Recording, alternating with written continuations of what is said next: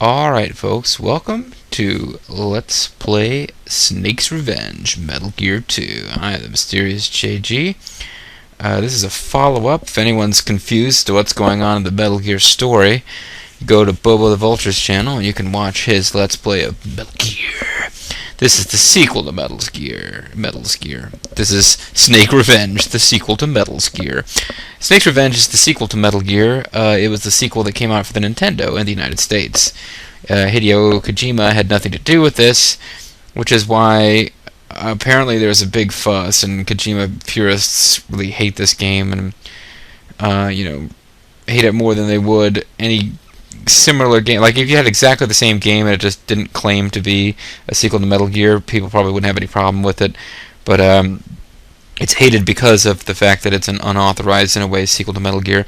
It is authorized. It was authorized by Konami. They just didn't bother to bring Kojima in on it, because Kojima, I guess, was flying his trade for somebody else at this point, and had made, I don't know if Konami was involved with the rights and releasing the software, but he is I guess it's called the MSX, was the Japan-only home computer system for which he made his sequel to Metal Gear. I think Snake's Revenge actually came out first. Needless to say, when he made Metal Gear Solid, he went ahead and just made it a sequel to the story of Metal Gear and Metal Gear 2 for the MSX system, and really felt no compunction to either incorporate this game or to explain what had happened during the second game to people who picked it up with Metal Gear Solid, which was actually the third game in Metal Gear. There's some explanatory text you have the option of reading, and some of the dialogue covers it a bit, but yeah, basically this game is like the redheaded stepchild of the Metal Gear series. I'm going to play it anyway, as part of my efforts to eventually, along with Bobo the Vulture, play all of the US released Metal Gear games, except for maybe the ones on portable systems that I don't own. But in order to do that, we've got to play Snake's Revenge for the NES Entertainment System. You'll find out my opinion of the game as we go. Okuda, Akama, something, Fuji, Akia. Sort of seems Japanese. Metal Gear 1, codename VRC-4, capacity 1, weight 226 tons, 22 feet tall, 31 miles an hour, 3.5 inch something armor, a heavy-duty tank able to attack from all angles and carry nuclear weapons. And if you sit on this screen for a couple seconds, that will come up again. So let's not do that. Let's start a new game. Lieutenant Snake, we received information from our intelligence man at the enemy's base. They have a new weapon. It is Metal Gear, which you destroyed 3 years ago. Go to the enemy base with 2 men. The pilot knows the route. John Turner, in the Navy's Info Center for 6 years, is an infiltration pro. Nick Meyer, a Marine, is an explosives disposal and weapons expert. Lieutenant Solid Snake is a martial arts expert. He destroyed Metal Gear 1 and is now Operation 747 leader. And he's glowing with power. And now my volume thing is coming up on screen for some reason. Alright folks, well, this is the very beginning of the game, so it should be pretty easy. So we got a transceiver call. Let's check that out. Snake, the purpose of your mission is to infiltrate the enemy's stronghold. You must collect information from your co-workers. Well, that sounds not annoying at all. What weapons have I got? I've got a handgun, I've got the punch, and I've got a knife. Let's switch over to the knife. Never quite understood why we didn't have a knife in Metal Gear, but maybe it's just trying not to be ultra-violent. And also see what equipment we've got, but we've got none. Go back to the transceiver. We get this guy again. So let's get on with our adventure here. We're here at the first screen. Here's the 0 screen. And that volume thing keeps popping up. What is that? I hope you guys can't see that, but you probably can. It's the same transceiver call again. Let's go to the next screen. What? Okay, we instantly spotted. Trying to infiltrate here. Leave me alone. Hide over here and wait for the detection gauge to go down. That's how it worked in the later Metal Gear games.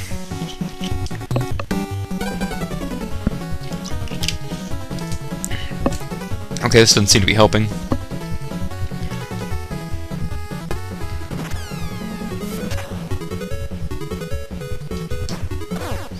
Hey, now there's people coming from where I just was. There's nobody there before. Alright, this time let's approach from way down here. And some kind of auto-gyro pilots have found me. The Road Warrior detected my presence. The precious juice. Seem to be safe here. Let's call somebody on the transceiver and see if they can tell me. Oh, I can talk to John, Nick, or Jennifer.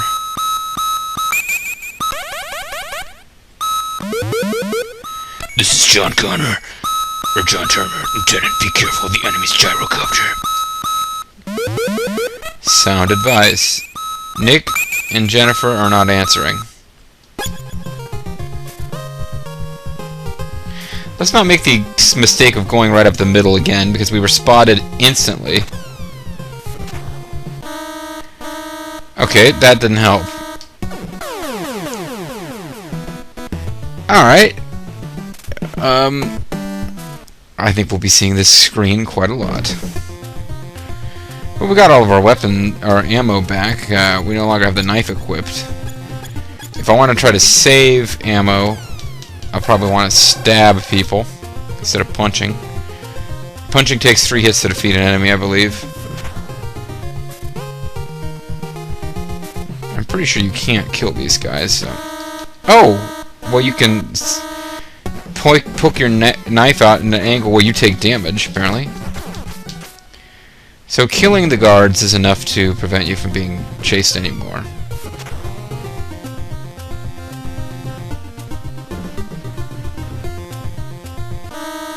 God damn it!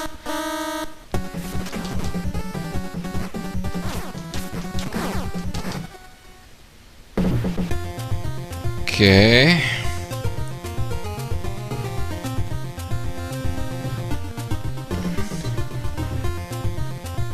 Let's try really hard to avoid detection here.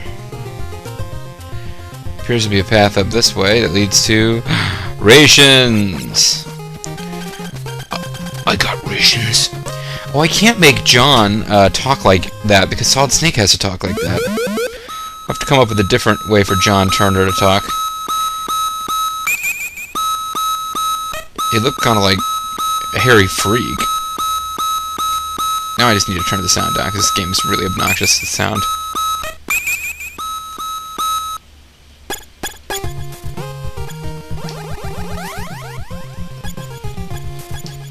Turn it up a little. And as Metal Gear veterans will probably have guessed, this is the way to replenish your stock of anything. Leave the room, come back. I'm pretty sure our current cap is 3. Why I have a rank of 1 star when I'm a lieutenant who's already defeated Metal Gear before, I couldn't tell you, but...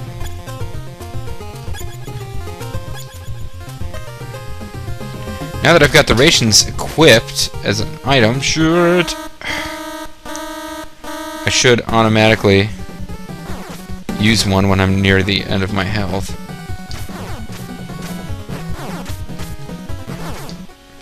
Which I pretty much am now.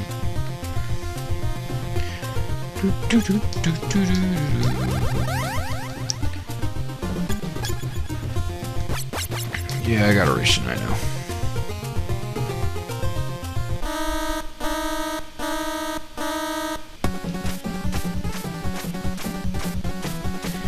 Certain screens where enemies can't come. You just have to go to a screen they can come and kill 3 of them. Or you'll never getting out of there. Controls seem kind of clunky, but that might be my controller. Oh well, that's probably as good as it's gonna get. I think we can go... I don't think we can go east here, but I think we can go north. Don't really know if we can go this way. It's starting to look like we can't. Okay.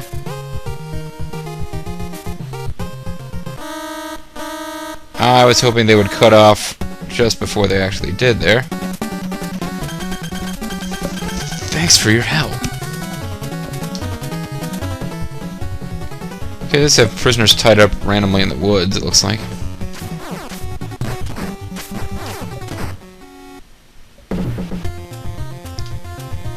If I can at least get to some kind of plot save point, I'll be happy.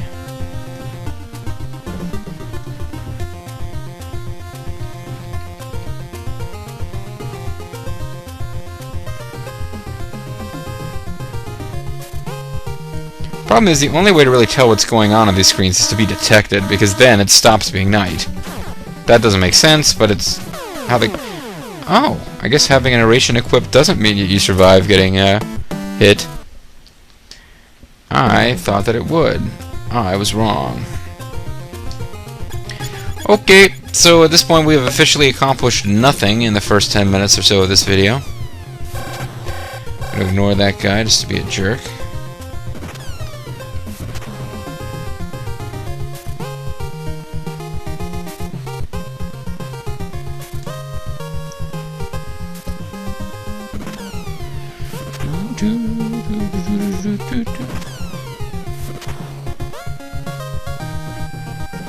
I really have no idea how I was able to avoid being detected there. The gyro parts are just unfair, really. I mean, you have no friggin' idea where those things are going to come out of.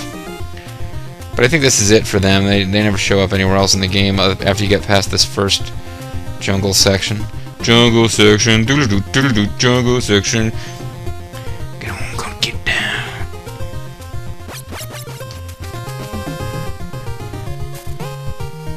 Alrighty. Let's see if in the first video I can actually get to the first continuation point. Ugh.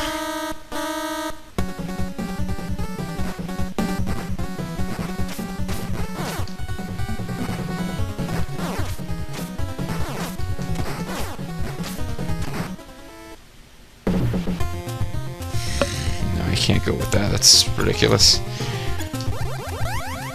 Alright. Apparently I need to be as far over to this side as I can and just bolt down. No, I run into this tower.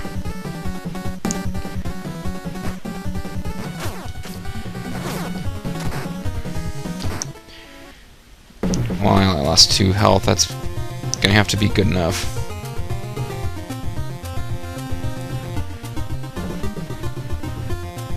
Now, I was offended when a certain internet pundit, and for once I'm not when I refuse to name someone talking about Grimmeth R, a significantly more well-known internet pundit than Grimmeth R, did his review of this game, which involved lots of... It was basically a Mad Lib in which he, you know, inserted references to poop as much as possible, like all of his reviews are. But, yeah, he pissed all over the original Metal Gear, which kind of annoyed me. And Boba the Vulture seemed pretty irritated with Metal Gear 2. Well, I'm playing Metal Gear 2. He seemed pretty annoyed with the original Metal Gear. But, and I'm going into this knowing that this is a frustrating game, and really, it was pretty frustrating when I was a kid, too. Possibly because it came out so many years later than Metal Gear, but didn't really seem to improve on anything. But that being said, I think it's an underrated game, because it's actually pretty decent, and it's mostly hated by people who just have a huge problem with the fact that Kojima didn't do anything for it. Thanks for the help, big man.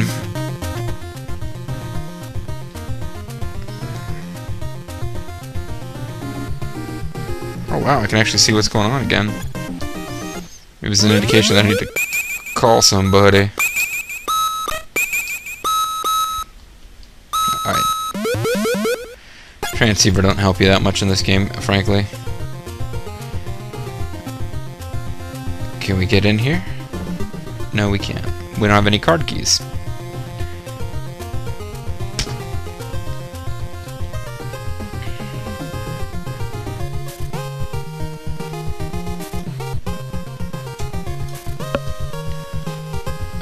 Oh, I just got distracted by my computer screen. Oh, come on. What the hell, game? Alright. We know that we can't rely on the rations to kick in automatically.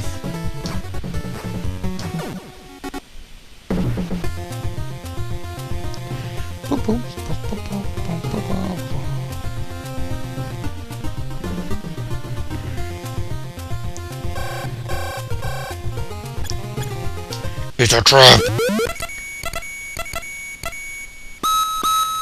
I'm trying to think how this guy should talk. He looks like a frickin'... He's all hairy and weird. He looks like a hobbit to me. Are you okay, Mr. Frodo? Hide at the main gate to receive information. I got ammo, but then I didn't actually let the dialogue finish so you could see that. I got ammunition.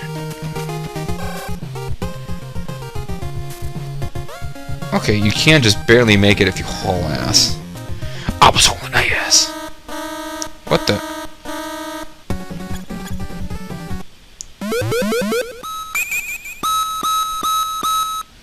This is one of the first big puzzles of the game, one of these places where you need a Nintendo Power to tell you what to do. An infinite number of guards will come out in this screen. So you have to actually sneak over here. It's pretty unfair, really. You've got to, because there's no way that you'd be able to figure this out. You have to be at the very bottom of the screen and sneak over so that you're not spotted immediately. Then you call on the transceiver. Mr. Frodo, I arrived at point A. Let's put the plan into effect. Good luck infiltrating the enemy's base.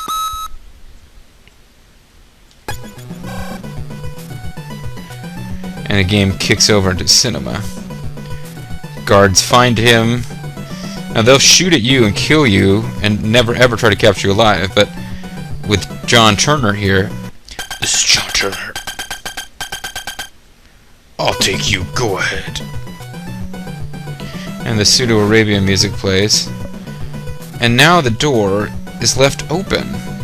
Because these are like the sloppiest guards. I'm not controlling this, by the way. These are the sloppiest guards ever. But we've gotten into the enemy's base. So already it's got more of a sense of you working with a infiltration team than Metal Gear had.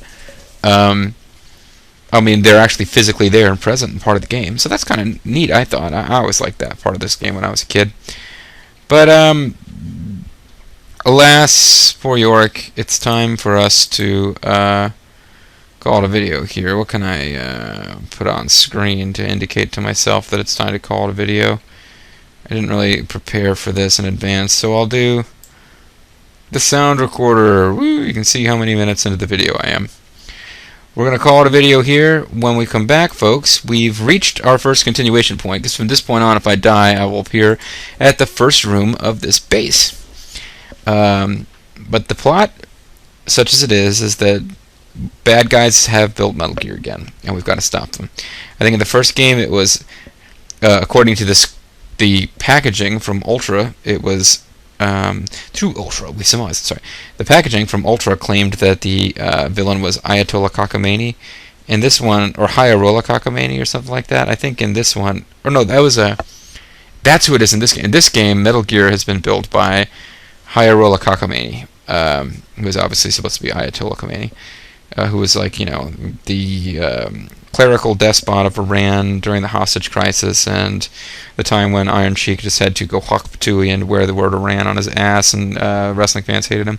Previous game, I think it was Vermin Gaddafi, who was a play on Muammar Gaddafi, who's dead, the poor soul. But anyway, that's the plot such as it is. Basically, we're infiltrating an enemy base. What else do you need to know, folks? Kojima won't get all political until later. And, of course, he has nothing to do with this game anyway.